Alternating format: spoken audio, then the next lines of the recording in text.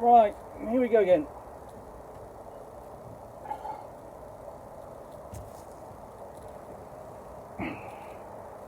Good afternoon.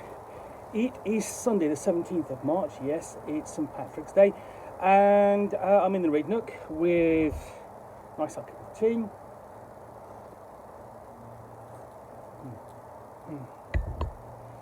A role-playing game I've just finished reviewing. But a big, well, reasonable size bag of interesting things that I purchased whilst I was at Concrete Cow yesterday. This is the first Concrete Cow of the year. There are two, one in March, one in September, and you get about, I suppose about 25, 30 people there for a day's gaming in the small town of Wolverton, just outside Milton Keynes, and it's always, for me, a very pleasant day. I have an hour and a half sort of train journey there and then back again, which is always great for reading time because it's nice and quiet, countryside going past, I've got a cup of coffee. So yeah, I managed to get quite a bit of reading done yesterday. But you don't necessarily want to hear all about what I read yesterday. I'm more interested in what I've got in the bag. So I'll start off with some things for the role-playing game Marching Order, which I've got upstairs. Masters of the Dark Tower, a delve for Marching Order. So yeah, it's first full-length scenario, and then Quick and Dirty. Basically, Quick and Dirty is a series of sort of like small supplement-stroke fanzines for Marching Order. So, Return to the Decaying Manse, Pendulous, Pillaged, and Protecting Sir Grumpford. So sort of like three little mini adventures for Marching Order, which is a retro clone. I have Icon, which is a supplement for Mert Borge, essentially Ancient Gods of Cured Skin, sort of like wood. Essentially, it's a sort of like it's a prompt for some of the demonic and devilish forces sort of like at work in the pre-apocalyptic times that Mert Borge depicts. So underneath that, I'm basically going to get. I'm pulling around about stuff in order that are in the bag. So you're going to get a mix of things. So I have a book upon the secret listeners, how the Y service intercepted German code for Bletchley Parks. That's a piece of history that I want to read about. Because the other thing about Wolverton, it basically takes place. The Concrete Cow takes place at the community centre there twice a year, and that's on part of a big sort of like big sort of like plot of land, which also includes basically a big supermarket, Tesco's. Other supermarkets are available, but there's also a community bookstore, which is quite a big one actually, where you can buy books very inexpensively. And I've been popping in. What I do is essentially you've got the morning and afternoon games. Game finishes at sort of like at about 1:30. You've got about an hour for lunch, so it's a case of go and get some lunch, rush into the bookstore, peruse its shelves, and sort of like the 20 minutes you've got, and get back out again, hoping that you've not spent too much. I have come back with a bag full of books. And then we've got a systemless setting, St. Magnus, the Flood Bell Tolls in, a system neutral campaign setting. So that will work with any kind of fantasy role-playing game. Empire Land, how imperialism shaped Britain, basically a piece of history. White Mughals, Love and Betrayal in 18th century India, William Dalrymple, who's been writing about Indian colonial history for a very long time. I've got several of these books that I keep meaning to read, but just haven't got around to. I'll pick that one up as well. The last piece of history I picked up is this Sceptred Isle, which collects really sort of like kind of the scripts for a radio series which ran in the 90s, I think, something like that, and on Radio 4, which is essentially 15 minute sections upon British history running from 55 BC to 1901, year by year. There's also a similar one that the BBC did called Empire of Liberty, which is a history of North America and the United States by David Reynolds, which, if you can find, is really good listening. Oh, what else have I got in here?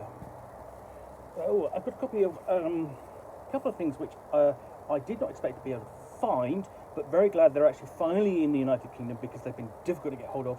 So that's Trophy Dark. I've been meaning to get hold of a copy of this, but yeah, and that is first printing, which is a bit of a surprise because I thought, I would have gotten out of print by now. But the purveyor of fine games in this country is Leisure Games. Was able to get hold of some copies, so I went, I'm having those.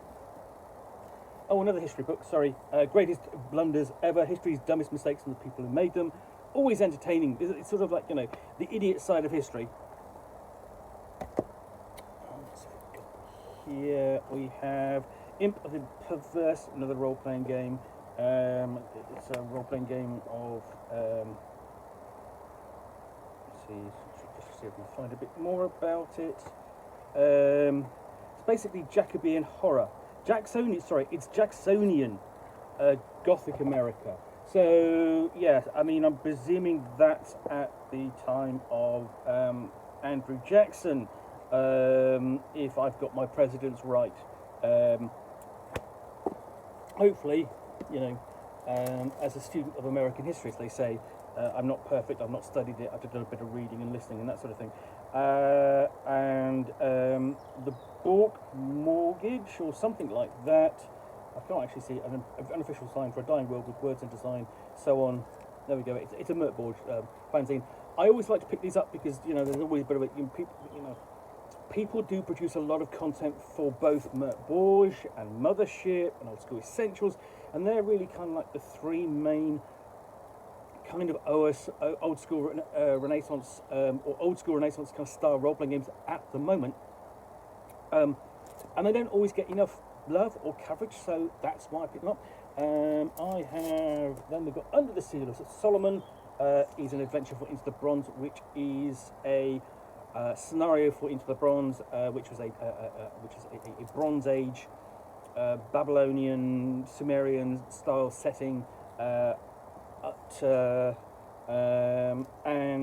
it's part of the RPG LAT AM Jam, which is basically the RPG Latin American Jam. So this is published by somebody, I think, in Brazil, because unfortunately we don't get a lot of coverage necessarily of the role-playing hobby outside of the United States or Europe, or even really outside of the UK and the United States. And it exists also Sweden, I would say now, a bit more.